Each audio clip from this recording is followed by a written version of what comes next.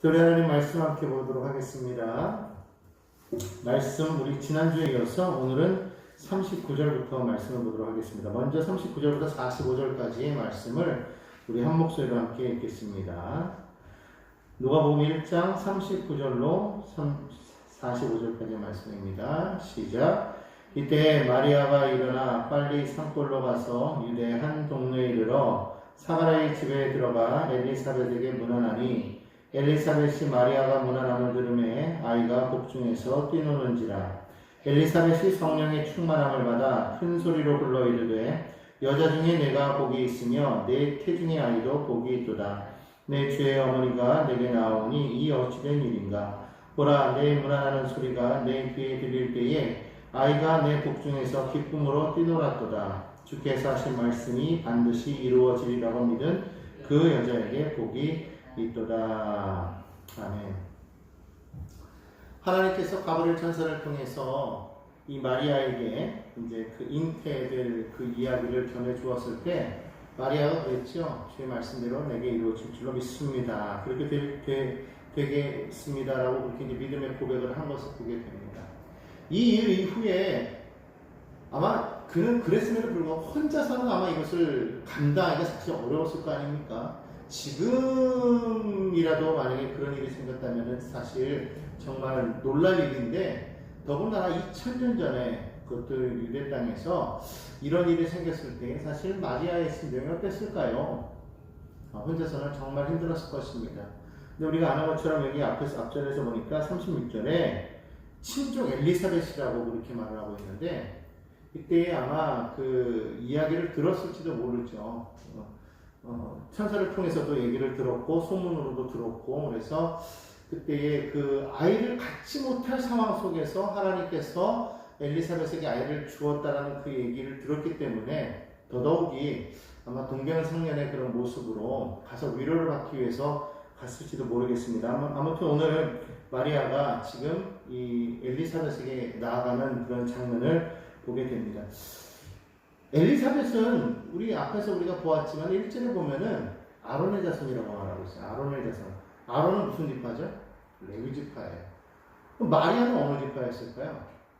사실 그 유대 문헌에 보면 마리아는 그 유다 자손인 걸로 이렇게 나와 있습니다. 그래서 다윗 그리고 나단 그리고 그 밑으로 누가복음 3장에 보면은 사실 그 족보가 나오는데, 이 누가복음 3장에 나오는 이 족보를 우리가 말할 때 논할 때 보통 일반적으로 마리아의 족보다 그렇게 얘기를 합니다. 그러나 실제로 3장을 보면은요, 거기에 마리아의 이름이 나와 있지는 않아요.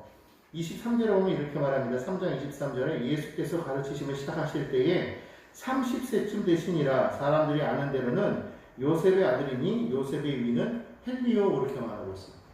요셉의 위는 헬리다. 마태복음에 보면 요셉의 아버지는 누구로 되어 있냐면 야곱이라고 되어 있거든요. 근데 여기서는 헬리라고 되어 있어요. 아버지가 둘이 될 수는 없는 거겠죠. 요셉과 그러면 헬리는 같은 사람이냐? 계속 올라가다 보면 그렇지 않은 걸 알 수 있어요. 요셉의 위로 올라가면 다윗 다음에 솔로몬 그 직계로 내려오는 것이 바로 이 요셉이고, 지금 이 헬리는 누구로 나면 다윗의 아들이면서 나단을 통해서 내려오는 지금 그런 족보이거든요. 그런데 그 실제로 유대 문헌에 보면 이 헬리가 마리아의 아버지다라고 그렇게 표시를 하고 있어요. 마리아의 아버지다. 그렇게 따지면은 요셉은 누가 되는 거죠? 요셉은 사위가 되는 겁니다. 그러니까 사실 유대 그 법에 의하면 대릴 사위, 그러니까 헬리에게는 적자가 없었다라는 거예요. 적통으로 이어갈 아들이 없었기 때문에 그의 그 가업을 잇기 위해서 그 사위가 아들이 되는, 그렇기 때문에 여기서는 그렇게 표시했다고 그렇게들 일반적으로 얘기하고 있습니다. 그런 것 따지고 보면 마리아는 유다인이죠. 유다 지파고, 엘리사벳은 레위 지파고. 근데 친족이라고 이렇게 말하는 걸 보면 당시에 뭐 지파별로만 이렇게 결혼한 것은 아니었었기 때문에, 그런 대부분이 이제 지파끼리 이렇게 결혼을 하는데 이제 지파별로도 결혼하지 않는 경우가 많았었기 때문에 아마 어떻게 먼 친척 관계였을 수도 있겠다라고 그냥 짐작은 할 수 있어요. 아무튼 그렇게 해서 엘리사벳에게 문안을 하러 갑니다.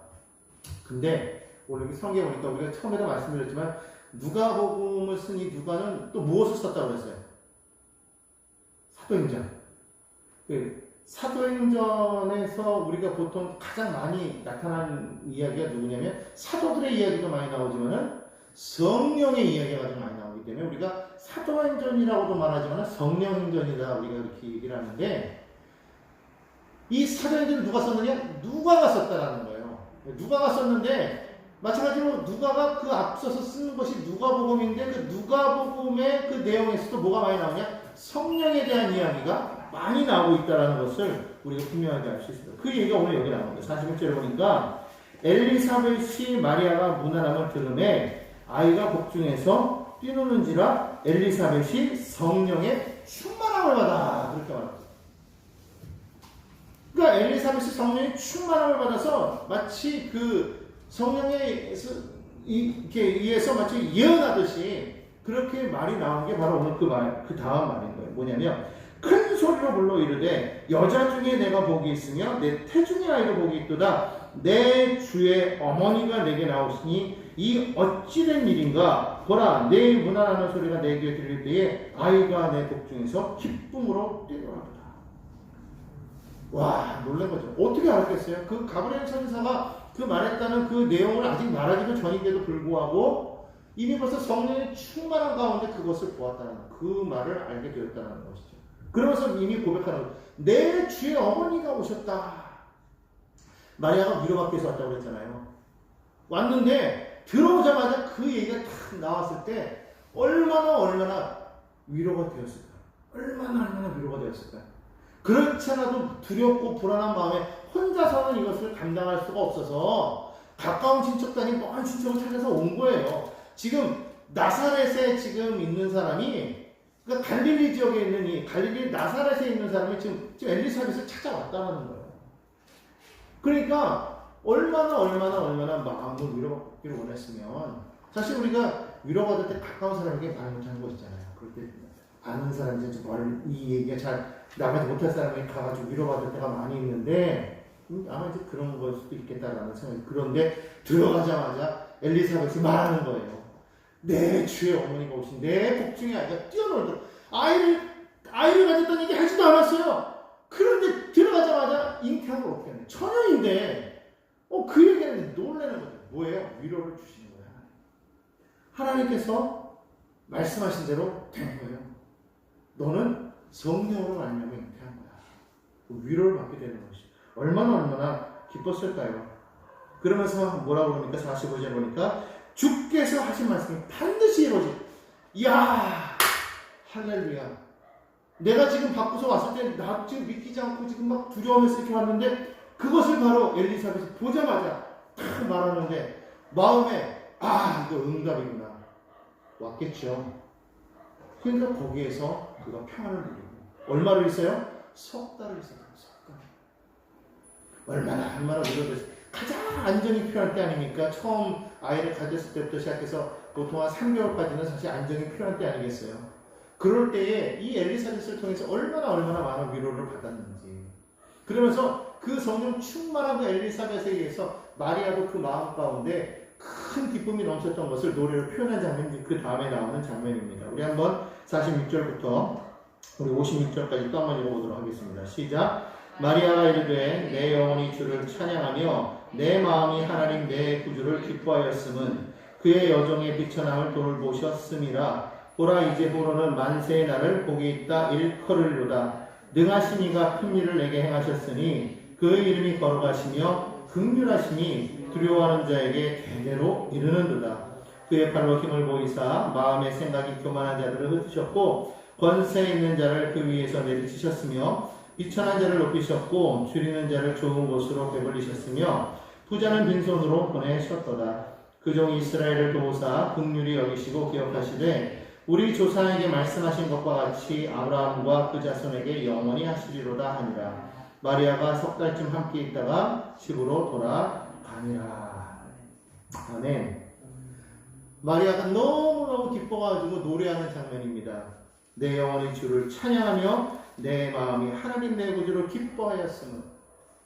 사실 우리의 삶이 하나님을 찬양함으로 우리는 채워져야 되는 거죠. 이사야 선지자의 말대로 이 백성은 나를 찬양하기 위해서 지으셨다고 이렇게 말씀하고 있어요. 우리의 그 만드신 그 본분 가운데 가장 중요한 거요. 하나님을 영광스럽게 하는 거예요. 하나님께 영광 돌리는 거예요. 하나님을 영광, 찬양한다라는 것은 그분을 영화롭게 하는 겁니다. 그분을 온전히 드러내는 거예요. 그 하나님이 하나님 되심을 나타내는 것이 찬양입니다. 바로 그것을 온전히 할 수 있는 것이 바로 이 찬양입니다. 그렇기 때문에 우리의 삶에 늘 찬양으로 거듭나 있어야 돼요. 항상 찬양이 나와야 돼요. 아까 원수마귀는요, 늘 우리 마음 가운데 뭘 가져다 주냐면요, 절망, 낙담, 우울, 괴로움, 슬픔, 부정적인 거 계속 마귀는요, 어디서 그런 거를 가져다 주는지 계속적으로 공급하는 거예요. 뭐 필요하면은 얼마든지 주겠다는 겁니다. 그냥 공짜로 줘요. 왜? 우리가 무너지면 되는 거니까. 계속적으로 줍니다. 근데 그건 하나님이 기뻐하시는 게 아니에요. 하나님이 기뻐하시는 건 뭐예요? 하나님을 영화롭게 하는 겁니다. 하나님의 그 행하심을 무한한 그 능력을 찬양하는 것을 하나님이 원하신다는 거예요. 오늘 우리 입술로 우리는 날마다 하나님의 왕되심을 고백해야 되는 거예요. 안 된다, 부정적이다, 슬프다, 밉다, 시기한다, 질투한다, 뭐한다 이런 모든 감정이 다가올 때마다 누가 가져다 주는 것이냐면 사단이 가져다 주는 거예요. 그걸 그대로 우리가 수용하면은 그냥 그걸 인정하고 그의 종이 되는 거예요. 우리는 그럴 때마다 뭐 해야 되는 겁니까? 말씀으로 대적하고 오직 하나님 찬양할 때 문제가 해결되고 찬양할 때 마귀가 떠나가는 겁니다. 찬양할 때 바울은 착고가 풀렸다고 했잖아요. 찬양할 때 여호사밧이 나아갈 때에 마온과 모압과 암몬의 군사가 떠나가게 되는 거예요. 찬양에는 능력이 있습니다. 그 찬양은 뭐 할 때 찬양해요? 하나님을 영화롭게 하는 거예요. 하나님을 높이는 겁니다.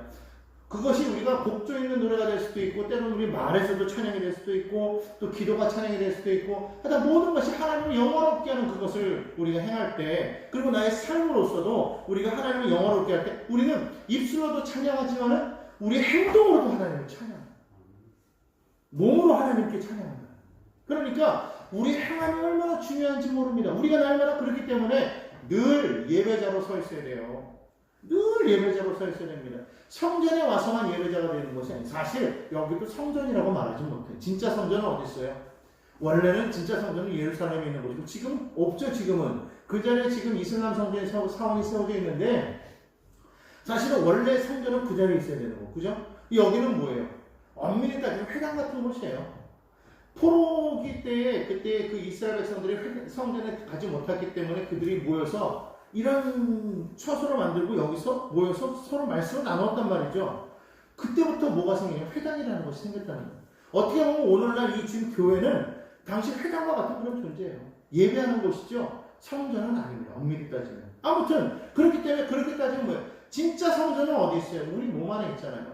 그러니까 우리는 이곳에 와서 예배를 드리지만 나가서의 내 모든 삶도 뭐가 돼야 되냐? 예배가 돼야 된다. 나가서도 예배가 돼야 되는 겁니다. 자꾸 세상과 부딪히면 안 돼요. 세상 속에 하나님의 나라를 세워나가는 그런 내 자신의 그 예배가 입술로 계속 나오고 삶으로 나오고 몸으로 나오고 마귀는 그걸 싫어하기 때문에 자꾸 방해합니다. 쳐. 넘어뜨리려고 하는 거죠. 그럴 때마다 우리는 늘 입술로 고백하는 겁니다. 하나님을 찬양하고 영원롭게 하고 부정적이고 절망적이고 슬프고 괴롭고 안 되는 일이 다가올 때마다 하나님 앞에 감사하는 거예요. 하나님 앞에 감사할 때 하나님께서는요 변화에 새롭게 되게 하신 줄로 믿습니다. 하나님을 사랑하는 자 곧 그 뜻대로 부르심을 자들에게 모든 것이 합력하여 선을 이루느니라. 할렐루야. 우리가 이것을 말로만 하죠. 믿지 못하기 때문에 늘 문제가 있는 거예요. 입술로 우리가 고백할 때 그것을 늘 믿어야 됩니다. 너희가 이것을 믿느냐? 아멘. 그 아멘 했으면 어떻게 돼요? 믿음으로 나가야 하는 거죠. 아멘 해놓고 나서는 못 나가는 거예요. 주저주저 하는 겁니다. 그래서 안 되는 거예요. 우리가 입술로만 할 것이 아니라 우리가 행동으로서 우리가 그 믿음을 보일 수가 있어요. 그래서 야고보는 말하는 겁니다. 행함이 없는 믿음은 죽었다는 거예요. 그렇기 때문에 말로써 우리가 믿습니다. 백날 해봤자 우리의 삶으로 그것이 드러나지 아니하면 능력이 없어요. 아무것도 아니에요. 그러니까 마귀는 그걸 별로 무서워서 생각하지 않아요. 아무리 말로 우리가 하나님 믿습니다. 뭐 어쩌고저쩌고 말해도 마귀는 그냥 코웃음 치는 거예요. 그래. 근데 그것이 행동으로 나타날 때 마귀가 두려워 떠는 거죠. 겁먹는 거예요. 그렇기 때문에 오늘 여러분 우리가 분명한 것은 삶으로 찬양하라. 삶으로 예배하라. 할렐루야. 내가 주를 찬양이 될 줄로 믿습니다. 영이 주를 찬양하는 거예요. 영이 주를 찬양하고 입술로 찬양하고 영이 주를 찬양하고 또 마음이 내 주를 기뻐했다. 그러니까 우리 마음이 늘 하나님 때문에 기뻐해야 되는 거예요. 뭐 때문에 기뻐해야 된다고요? 하나님 때문에. 기쁨의 조건이 다른 게 돼서는 안 되는 거예요. 근데 우리는 늘 언제나 보면은 여러 가지 다른 것 때문에 기뻐하는 거예요. 왜 그렇습니까? 여전히 육신의 소욕이 강하기 때문에 그래요. 육체의 소욕을 채우면 기쁜 거예요. 육체의 만족을 얻기 때문에 기뻐하는 겁니다. 그거는 진짜 기쁨이 아니에요. 정말 기쁨은 뭐예요? 하나님을 찬양하는 가운데 그 내 마음 가운데 차고 넘치는 그 기쁨. 누구 때문에? 하나님 때문에. 하나님으로 인한 그 기쁨이 우리 안에 있어야 돼요. 그것이 바로 예수께서 말씀하시는 그 배에서 흘러넘치는 생수의 강이 흘러넘치는 바로 그런 모습이 아니겠습니까? 쫙 흘러넘쳐요. 딱 흘러넘쳐요. 세상의 것은요, 메마르게 돼 있어요. 왜? 유한하기 때문에. 세상 것은요, 그 기쁨에 그 한도가 있습니다. 유효기간이라는 게 있어요. 하나님의 것은요, 그런 게 없어요. 그렇기 때문에 늘 기쁨이 넘치게 되는 것을 우리가 믿으셔야 될 줄로 믿습니다. 오늘 여러분 이 밤에 기쁨이 넘치십니까? 무엇 때문에 넘치십니까? 오늘 아침에 세상에 아이고 야 아들이 그냥 용돈을 줬어요. 얼마나 기쁜지 몰라요. 기쁘죠. 아이고 세상에 아들이 취직 시험을 봤는데 세상에 그냥 떡하니 붙었어요. 아이고 할렐루야. 얼마나 기뻐요. 기쁘죠. 근데 그때뿐이에요. 그거 아니겠습니까? 세상의 기쁨은 유효기간이 있다는 거예요. 하나님 때문에 얼마나 기뻐할 수 있어야 된다. 이유가 뭘까요? 하나님이 나를 존귀하게 여기시기 때문에. 오늘 마리아가 말하기 그러지 않습니까? 자신을 비천하다고 말하고 있어요. 자기는 아무것도 아니라고 말하고 있습니다. 그런데 능하신 이가 큰 일을 행하시니 이 비천한 자가 그분 때문에 존귀한 자가 되었다는 거예요. 하나님께서는요, 강한 자를 약한 자를 들어 강한 자를 부끄럽게 하신다고 하셨어요. 없는 자를 들어 있는 자를 부끄럽게 하시는 하나님이시다. 그렇기 때문에 세상의 모든 있음과 강함은 하나님 앞에서는 아무것도 아닌데 세상은요 그걸 자랑해요. 세상은 있는 걸 자랑합니다. 힘을 자랑합니다. 세상은요 물질이 많고 권세가 있고 명예가 있는 걸 자랑해요. 왜 그렇게 나라의 수장들이 되려고 할까요? 힘이 있으면 뭐가 다 되기 때문에 그렇잖아요. 그렇죠? 왕 되고 싶은 거예요. 그러니까 어떤 분은 여기다가 왕자까지 표시했는데 왕 되기를 여러분 그렇게 원하십니까? 진짜 왕은 하나님이신 거예요. 믿으시기 바랍니다. 그 하나님이 높이시면은 낮출 자가 없다고 그랬고 낮추시면 높일 자가 없다고 그랬고 문을 열면 닫을 자가 없다고 그랬어요. 그 하나님을 온전히 믿으시기 바랍니다. 오늘 찬양 그대로예요. 능하신 이가 큰 일을 내게 행하시니 그의 이름이 거룩하다. 여러분 하나님의 이름이 거룩해야 될 줄로 믿습니다. 우리는 하나님의 이름을 높일 그 하나님의 이름이 존귀한 이유가 뭔지 아십니까? 그 하나님의 이름 속에서 하나님께서 어떠한 분인가를 우리에게 보여주고 있습니다. 하나님은 야훼 하나님이신 거예요. 그 야훼 하나님은 스스로 있는 자라고 말씀하고 있는데 사실은 정확하게 말하면요 그냥 우리말로 하면 스스로 있는 자가 뭐야 그럴 수 있잖아요. 근데 영어로 보면 그렇게 말하고 있어요. I am who I am. 근데 히브리 원어는요 원래 이게 현지 시제가 없어요. 그러니까 다시 말하면 그거를 바꿔서 말하면 to be 형식으로 말해서 I will be who I will be 이렇게 표현한단 말이에요. 이게 무슨 말이냐면 나는 내가 하고자 하는 것으로서 나는 내가 된다 이 말입니다.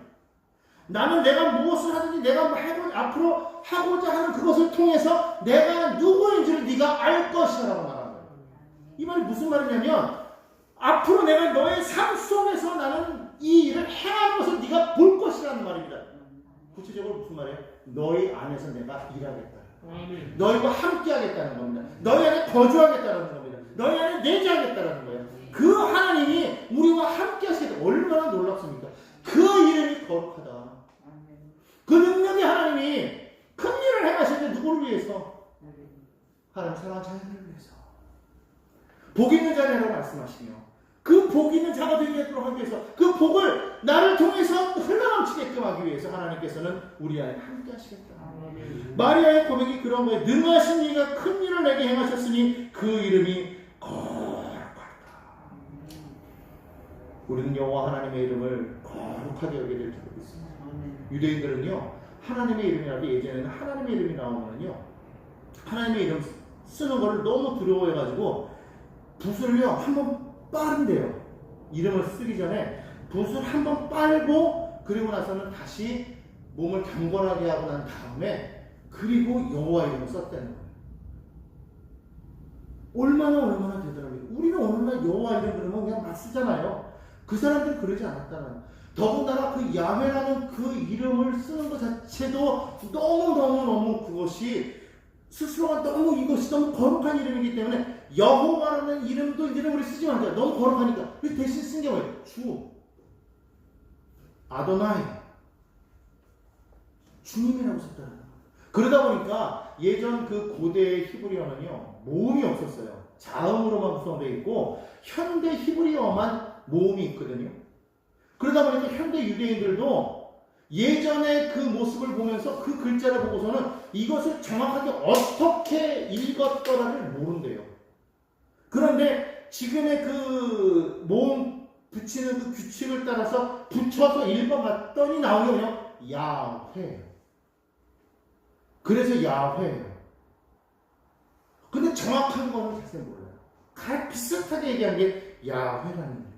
쓰기는 히브리어 쓰고 모음 붙이는데 옛날 히브리어에는 모음이 없으니까 그 정도로 그거를 잊어버릴 정도로 이 여호와라는 이름을 너무너무나 거룩하게 여겼다. 이름이 중요한 거예요. 우리는 그 이름을 거룩하게 여겨야 될 줄로 믿습니다. 함부로 여기서는 안 되는 거예요.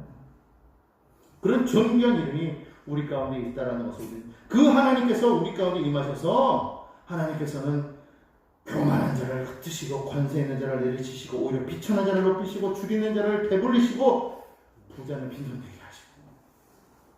그러니까 세상 것으로 우리가 자랑하지 마세요. 그것 때문에 없다고 우리가 부끄러워하지 마세요. 하나님이 나와 함께 하시니 그 능하신 이가 내 안에서 큰 일을 행하시는데 그 이름을 기뻐하는 저와 여러분이 되어야 될 줄로 믿습니다. 할렐루야. 왜 마리아가 그렇게 하고서 이제 돌아가고 납니다. 자, 57절부터 66절까지 읽도록 하겠습니다. 함께 읽습니다. 시작. 엘리사벳이 해산할 기한이 차서 아들을 낳으니 이웃과 친족이 주께서 그를 크게 긍휼히 여기심을 듣고 함께 즐거워하더라. 8일이 되면 아이를 할례하러 와서 그 아버지 이름을 따라 사가랴라고 하고자 하더니 그 어머니가 대답하여 이르되 아니라 요한이라 할 것이라 하매 그들이 이르되 내 친족 중에 이 이름으로 이름한 이가 없다 하고 그의 아버지께 묻지하여 무엇으로 이름을 지으려 하는가 물으니 그가 서판을 달라 하여 그 이름을 요한이라 쓰매 다 놀랍게 여기더라. 이에 그 입이 곧 열리고 혀가 풀리며 말을 하여 하나님을 찬송하니 그 근처에 사는 자가 다 두려워하고 이 모든 말이 온 유대 산골에도 퍼지매 듣는 사람이 다 이 말을 마음에 두며 이르되 이 아이가 장차 어찌 될까 하니 이는 주의 손이 그와 함께 하심이라. 아멘. 드디어 이제 해산하게 돼서 아이를 낳게 되는데 아이를 낳을 때 보통 이름을 짓는 게 참 중요해요. 이름이라는 게 참 중요합니다. 앞에서도 마치 여호와 이름이 중요하듯이 사람의 이름도 참 중요해요. 우리나라 사람들도 이름 지을 때 상당히 고민해서 짓지 않습니까? 이름의 그 뜻이 참 중요해요. 유대 사람들도 마찬가지였다. 아담이 동물들의 이름을 지을 때 정말로 신중하게 지었습니다. 왜 그 이름 짓는 게 이렇게 중요하냐면 그것의 본질을 규명하기 때문에 그렇다라는 거예요. 이름이 그만큼 중요한 겁니다. 그 본질을 알아야 그것을 다스릴 수가 있는 거예요. 이것이 뭐다라는 걸 알아야 그것을 우리가 잘 통치할 수가 있는 겁니다. 그래서 이름이 중요한 거예요. 오늘 우리에게 이 이름의 중요성을 정말 우리가 심각하게 우리가 이야기해야 된다는 거예요. 아이들 이름 지을 때 그래서 참 잘 지어야 돼요. 아무튼 오늘 여기서는 지금 아이의 이름을 사가랴라고 하겠습니다. 그렇게 하는데 그때까지 이 아버지의 입이 떨어지지가 않았어요. 왜 그러냐면 너희에게 이제 자식이 있을 거야 그랬더니 사가랴고 그러잖아요. 아유 저희가 이제 나이가 들었는데요. 아유 안 돼요. 아유 부끄러워요. 말도 못해요. 하지 마세요. 그랬더니 네가 믿지 못하기 때문에 또 아이 낳을 때까지 입 다물어. 이 말이 안 벌어지는 거예요. 아마 그때 깨달았겠죠. 아, 내가 하나님 앞에 내가 실수했구나. 그대가 침묵하고 있었던 거야. 그러다가 이 이름을 지을 때 그때 알려주신 대로 요한이라는 이름을 그가 직접 써가지고 알려주니까 그때서 뭐가 됐다? 입이 커졌다라고 성경 말씀하고 있습니다. 아, 하나님께서 이미 예비하셨구나. 하나님께서 이를 행하셨구나. 하나님께서 보낸 자이구나 라는 것을 우리가 분명하게 이 성경을 통해서 우리가 알 수 있게 됩니다. 자, 그런데 오늘 마지막에 뭐라고 말하고 있어요? 66절을 보니까 듣는 사람이 다 이 말을 마음에 두며 이르되 이 아이가 장차 어찌 될까 하니 이는 주의 손이 그와 함께하리라. 보였다라는 거예요. 그러니까 사람들이 뭐라고 그래요? 이 아이가 장차 어찌 될 것인가? 왜? 성경에 보니까 마지막 80절에 보니까 아이가 자라면 심령이 강해지면 이스라엘이 나타난 날까지 어디 있었다? 빈들입니다. 이스라엘에게 나타나는 날까지 세례 요한으로서 그가 등장하기 전까지 그가 어디 있었다? 빈들에 있었다. 아이가 자라면서 심령이 강해졌어. 어렸을 때부터 그는 벌써 하나님과 동행하는 모습이 보였다는 거죠. 야, 도대체 얘가 어떻게 될까? 사람들이 궁금한 거야. 이 아이가 장차 어찌 될까? 그 부분에 대해서 그의 아버지 사가랴가 성령의 충만을 받아 예언하는 장면이 이제 그 다음에 나옵니다. 함께 읽습니다. 67절부터 우리 끝까지 한번 읽어보겠습니다. 시작. 그 부친 사가랴가 성령의 충만함을 받아 예언하여 이르되 찬송하리로다. 주 이스라엘 하나님이여 그 백성을 돌보사 속량하시며 우리를 위하여 구원의 꼴을 그 종 다윗의 집에 일으키셨으니 이것은 주께서 예로부터 거룩한 선지자의 입으로 말씀하신 바와 같이 우리 원수에게서와 우리를 미워하는 모든 자의 손에서 구원하시는 일이라. 우리 조상을 긍휼히 여기시며 그 거룩한 언약을 기억하셨으니 그 우리 조상 아브라함에게 하신 맹세라. 우리가 원수의 손에서 건지심을 받고 종신토록 주의 앞에서 성결과 의로 두려움이 없이 섬기게 하리라 하셨도다. 이 아이여 내가 지극히 높으신 이의 선지자라 일컬음을 받고 주 앞에 앞서가서 그의 길을 준비하며 주의 백성에게 그 주의 사함으로 말미암는 구원을 알게 하리니 이는 우리 하나님의 긍휼로 인함이라. 이로써 전능해가 위로부터 우리에게 하여 어둠과 죽음의 그늘에 앉은 자에게 비치고 우리 발을 평강의 길로 인도하시로다 하니라. 아이가 자라며 심령이 강하여지며 이스라엘에게 나타난 날까지 빈들에 있느니라. 이스라엘 백성들이 하나님께서 아브라함을 불러서 이스라엘이라는 나라를 만들고 하나님의 나라로 만드셨지 않습니까? 그런데 그 이스라엘이 어떻게 됐어요? 하나님 말씀대로 듣지 않고 불순종하다 결국은 멸망했죠. 그래서 그들은 북이스라엘은 아수르에서 멸망당하고 남유다는 바벨론에 멸망당하고 그래서 그들이 포로로 끌려갔단 말이에요. 그런데 하나님께서는 그럼에도 불구하고 다시금 회복시키셔가지고 돌아오게 하셨어요. 그 돌아오면서 그들이 느꼈던 게 뭐예요? 아, 우리가 하나님의 말씀에 순종하지 아니하고 우리가 우상을 섬겼더니 우리가 결국 망하였구나. 그러면서 그들은 자신들이 누구이며 그러면 자신들은 무엇을 해야 된다는 것에 대해서 그들이 각성을 하게 됩니다. 그것이 첫 번째가 뭐냐면 우리는 하나님의 백성이다. 하나님의 백성으로서 우리가 해야 될 일은 뭐냐? 하나님을 드러내는. 아까도 이 마리아의 노래를 통해서 우리가 얘기했지만 하나님을 영어롭게 합니다. 하나님의 하나님 되심을 드러내는 거예요. 하나님의 영광을 나타내는 것이 우리의 목적이에요. 더 나아가서 하나님께서 그 영광을 우리를 기뻐하셔서 우리를 복을 주셨는데 그 아브라함에게 처음 약속하셨던 그 복, 창세기 12장을 통해서 하나님께서 우리에게 약속하셨던 그 복을 하나님께서는 뭐라고 말씀하시냐? 너는 복 있는 자라 말씀하시면서 너를 통하여 너와 너의 후손과 너의 모든 민족들이 복을 받게 될 것이다 말씀하셨다는 거예요. 하나님이 원하셨던 게 뭐냐? 처음에 창조하셨을 때 아담을 통해서도 말씀하셨던 건 동일한 거예요. 너를 통해서 모든 민족이 복을 받으라는 거예요. 너희는 내 자녀의 백성이고 너희를 통해서는 내가 너를 지명해서 불렀던 너를 통해서 나는 모든 백성들을 나는 복 있는 자로 만들겠다. 다시 말하면 하나님의 백성을 만드시겠다는 거예요. 그게 하나님이 원하셨던 일들이에요. 근데 그것을 아담도 실패했고 아브라함도 실패했다는 거죠. 왜? 이스라엘이 결국에는 멸망당했으니까. 그런데 그것을 다시 한번 회복하면서 돌아오면서 아! 이것을 회복해야 되겠구나 하면서 그들이 무엇을 합니까? 돌아오면서 성전을 짓죠. 그리고 에스라를 통해서 그들은 하나님 앞에 예배적으로 서기 시작합니다. 그들 안에 있던 모든 우상들을 다 내어 쫓기 시작합니다. 산당을 허물고 우상을 다 내보내고 이방인들과 결혼해서 함께 살던 사람들 다 이방 사람들 다 내보내고 그리고 하나님 앞에 성결하게 섭니다. 그랬음에도 불구하고 그렇게 개혁을 하는데 여전히 또 이것이 시간이 지남에 따라 또 그들의 마음 가운데 무엇이 와요? 여전히 또다시 마음이 해이해져가지고 세상과 삭혀가요.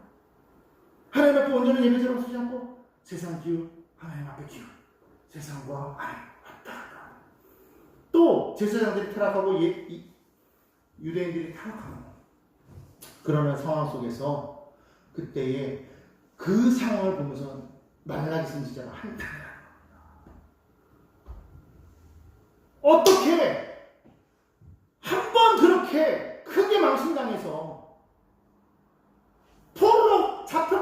했으면, 이제 다시 회복을 시켰으면 정신 차리고 하나님 앞에 서야 될진데 너희가 어찌해서 다시 또 하나님 앞에서 마음을 해야지 먹고 하나님 앞에 올바로 쓰지 못하고 예배 있는 자들도 그렇고 너희 모든 백성들도 그렇고 하나님 앞에서 죄악함에 빠져들어왔냐. 왜 입술로 하나님을 고백한다고 하면서 너희는 성도라고 하면서 하나님의 백성이라고 하면서 실제로 너희 삶은 그렇지 못하느냐 안타까워하면서 뭐라고 말하느냐. 하나님의 심판이라는 것이다. 그러면서 성경에 뭐라고 말합니까? 이렇게 말하죠. 말라기 4장 5절에 보라 야훼의 크고 두려운 날이 이르기 전에 내가 선지자 엘리야를 너희에게 보내니. 그 앞전에 3장 1절에 이렇게 말합니다. 만군의 야훼가 이르노라 보라 내가 내 사자를 보내리니 그가 내 앞에서 길을 준비할 것이요 또 너희가 구하는 바 주가 갑자기 그의 성전에 임하시리니 곧 너희가 사모하는 바 언약의 사자가 임하리니. 4장 6절에 말합니다. 그가 아버지의 마음을 자녀에게로 돌이키게 하고 자녀들의 마음을 그들의 아버지에게로 돌이키게 하리라. 돌이키지 아니하면 두렵건대 내가 와서 저주로 그 땅을 칠까 하노라 하시니라. 말라기 선지자를 통해서 앞으로 하나님께서 이 땅을 심판하시다가 지금 구원하실 사자를 보낼 것이다. 그게 누구예요? 예수님이죠. 그 예수 사자를 보낼 것일 때 그 앞서 내가 누구를 보내겠다? 너에게 엘리야를 보내겠다. 엘리야를 보내겠다. 그가 주의 길을 준비할 것이요. 3절에 보니까 내 앞에서 길을 준비할 것이요. 그런데 오늘 여기 사마리아 예언에 뭐라고 말하고 있습니까? 똑같은 말이 있어요. 사마리아가 성령의 충만함을 받았다고 67절에 말하지 않습니까? 성령의 충만함을 받아 예언하여. 그러면서 67절에 보니까 이렇게 말합니다. 76절에 보니까 이렇게 말합니다. 이 아이여 내가 지극히 높으신 이의 선지자 일컬음을 받고 주 앞에 앞서가서 그 길을 준비하며 주의 백성에게 주 죄사함으로 말미암는 구원을 알게 하리니. 그러면 지금 이 아이가 누구라는 거예요? 이 요한이 누구라는 거예요? 바로 이 말라기서에서 예언한 바로 그 엘리야라는 거예요. 그럼 뭐 하겠다는 거예요? 지금 크고 두려운 심판의 날이 왔다는 거예요. 예수께서 와서 죄에 빠진 사람들은 당하게 심판하고 그렇지 않은 사람은 다 뭐 하겠다는 거예요? 구원하십니다. 그 예수로 말미암아 누구든지 주 예수를 주라 시행하는 자는 구원을 얻고 그렇지 않은 자는 심판을 받는 것이라. 이미 예수를 시행하지 않은 자는 심판을 받을 것이라가 아니라 심판을 받았고 예수를 주로 영접한 자는 구원을 받으리라. 그 말씀하십니다. 그러니까 다시 말하면 이 장면이 뭐냐면 하나님께서 하신 그 약속의 말씀이 실질적으로 뭐 했다는 거 지금 이루어졌다는 거예요. 구약에서 말씀하신 그 말씀, 그 약속의 말씀이 다시 말하면 구약과 신약은 완전히 별개가 아니라 그 말씀이 오늘날 이어져서 지금 이것이 이루어졌고 지금까지 오늘날 우리에게 복음으로서 전해지고 있다는 거예요. 오늘 우리가 이것을 기억해야 된다. 그냥 단순하게 세례 요한의 탄생의 어떤 그 이야기가 중요한 것이 아니라 그 아이의 그 탄생 자체가 뭐냐? 하나님께서 약속하셨던, 예언하셨던 바로 그 일이 이루어졌다는 것을 지금 증거하고 있다. 우리는 깨달아야 되는 거예요. 어쩌면 우리는 지금도 이런 모습일지 몰라요. 하나님 앞에 정말 구원받아서 하나님의 자녀가 되었는데 어느 순간인가 삶의 믿음의 매너리즘에 빠져버린 거예요. 믿음에 대한 어떤 그 열정이 해같이 이 안에서 생수의 강이 날마다 흘러넘쳐 또 새롭고 또 새롭고 또 새로워야 되는데 예레미야가 애가에서 쓴 말 주의 자비는 끝이 없고 주의 인자는 끝이 없고 주의 자비는 무궁하며 아침마다 새롭고 늘 새롭다고 말했을 때 그때 그 상황이 정말 행복하고 뭔가 앞길이 큰 열리고 뭐 축복된 마치 뭐 결혼식장에서 많은 사람들이 환호를 받으면서 그 결혼 행진을 쫙 해나가는 어떤 그런 그 꽃길 속에서 어떤 그 모습을 바라보면서 그것을 얘기했던 것이 아니라 예레미야가 바라봤던 것은 예루살렘 성이 무너지고 모든 사람이 포로로 잡혀가고 나라가 망국의 길로 가는 그 과정 속에서도 하나님의 인자와 하나님의 자비는 늘 새롭게 영원하다는 것을 보았다. 우리도 맨날 그러지 않습니까? 삶이 힘들고 어려울 때마다 믿음이 떨어지고 시험도 좌절하고 절망하고 좋을 때는 예배자리에 나오지만 좋지 않을 때는 예배자리에서 좋을 때는 하나님을 찬양하지만 좋지 않을 때는 하나님은 어디 계시냐고 그러고 하나님이 계시다면 이럴 수 없다고 그러고 낙심하고 절망하고 불평하고 그런단 말이에요. 이스라엘의 모습도 우리 성경에서 보면서 이러면 안 되지 않으면서도 정작 그 모습을 우리는 왜 모르고 여전히 행하고 있냐 이 말이에요. 동일하잖아요. 전 지금도 참 답답한 것은 아무리 지금 예배가 중단됐다고 할지라도 이제는 다 백신들도 맞았고 이제는 백신 맞은 사람들 이제는 들어와도 될 거예요. 얼마든지 예배가 와서 지금 간절히 지금 매어 달릴 때니까 이때보다도 더 지금 마지막 때고 하나님 언제 오실지 모르고 예수 언제 오실지 모르는데 우리 깨어있어야 되는데 아무리 못해도 이 자리가 차야 되지 않나. 그러다 어디 있습니까? 아무리 말씀을 전하고 아무리 예배를 여러분 지켜야 된다 말해도 각자의 삶에 빠져서 지금 왜 못 나오느냐? 삶이 너무 힘들고 어려워서요? 아니면 내가 있는 일이 너무 중요할 때? 아니요. 그것보다도 정말 중요한 거는 하나님을 향한 이 기쁨이 살아있다는 거예요. 믿음이 매너리즘에 빠져버렸다는 거예요. 푹 꺼져버렸다는 거예요. 그러니까 교회 나왔을 때 그 주님을 만난 그 기쁨이 막 그냥 하나님을 만나야 되는데 만나지 못하고 그냥 급하게 오다 보니까 하나님 왔습니다. 도장 찍고 출근 도장 딱 찍고 빨리 가느라 바빠가지고 하나님과의 그 깊은 교제를 누리지 못하기 때문에 내 마음에 그 영혼이 마리아처럼 내 영혼 주를 찬양하며 내 마음이 하나님 내 주를 기뻐하나이다. 이게 안 되는 거예요. 오늘 이 자리에 나왔으면서도 이 예배를 드리면서도 정말로 마음이 막 기뻐서 지금 여기서 증거하는 이 말씀 때문이 아니라 그냥 이 예배 자체에 너무 기뻐서 여기만 나오면 하나님을 만날 수 있으니까 여기만 나오면 하나님의 그 음성을 듣고 하나님을 만날 수 있는 그것이 기대가 되니까 마음이 막 벅차면서 이것이 막 터져오는 그런 기쁨이 막 넘쳐야 되는데 그게 안 되는 건 뭐예요?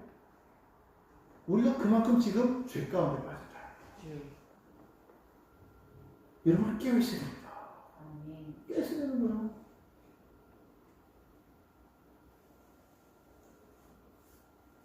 저는 오늘 아는 분 어머니 돌아가셨다고 그래가지고 거기를 이제 아는 분들하고 이제 가는데 거기서 한 분이 그런 얘기를 하더라고요. 권사님 자제인데 부부가 열심히 막 그냥 일하느라고 이 아들은 어렸을 때는 좀 교회를 다녔는데 믿음이 별로 없는 거예요. 권사님은 정말 열심히 기도하신 분이에요. 근데 두 사람이 열심히 일해가지고 정말 돈을 많이 벌어나가요. 어느 정도 좀 젊어서 좀 돈을 좀 많이 벌어가지고 이제 집도 좀 사고 그리고 좀 이제 좀 나중에 이제 나이 들어서 저가지고 집을 하나 더 사가지고 집 하나 있던 거는 이제 나중에 아이들한테 물려주려고 그렇게 하고 있는 그런 그래서 막 정말 앞만 바라보고 정말 열심히 했어요. 젊은 나이인데 부인이 떡하니 암에 걸렸네. 죽었대요. 근데 그분이 죽었다고 딱 생각했는데 깨어났어. 근데 그분이 깨어나고 나서 뭐라고 하잖아요. 자기 너무 무서웠다는 거예요. 잠깐 그러니까 여기서 죽었다고 판단 들었을 때 그때 이분이 지옥을 본 거야. 떡하니 그분 말로는 저승사자야. 딱 나타나가지고 무서운 사람이 나타나가지고 자기를 딱 이름을 불러가면서 데리고 가더라는 거야. 너무 무서워가지고 하나님 살려주세요 그랬다는 거야. 그렇게 깨어난 거예요.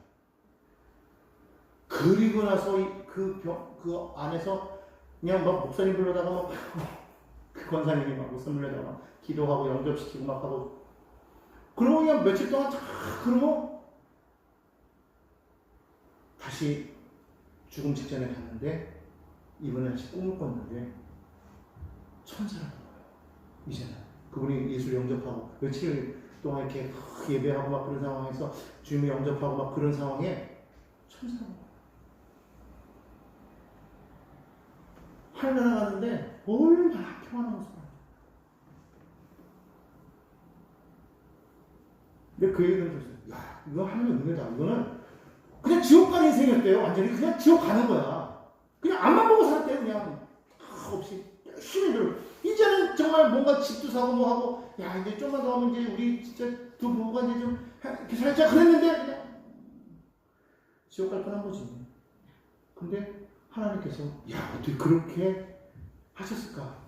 어머니 기도가 안 됐을까? 그 권사님이 물론 이제 시어머니지만 아무튼 그 얘기를 듣는데